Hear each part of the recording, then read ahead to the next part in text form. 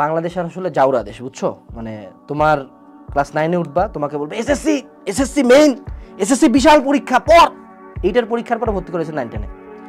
SSC পরীক্ষা দিছিস, দিয়ে কিন্তু তুই ছুটি পাইস নাই।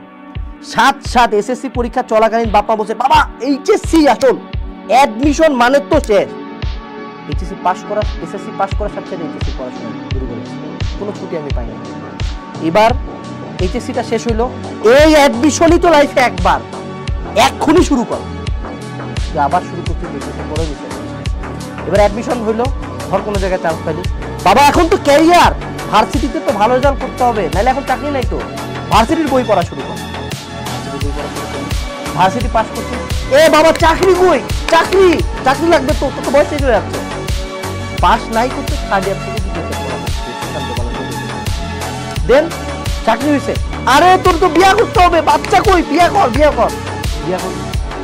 বলবো, এ বাচ্চা কই, টাইম তো নাই, বাচ্চা লাগবে তো সবার, বাচ্চা হয়েছে, এ বাচ্চা কেন ভালো রেজাল্ট করতেছে না, আল্লাহ বাচ্চা ভালো রেজাল্ট লাগবে।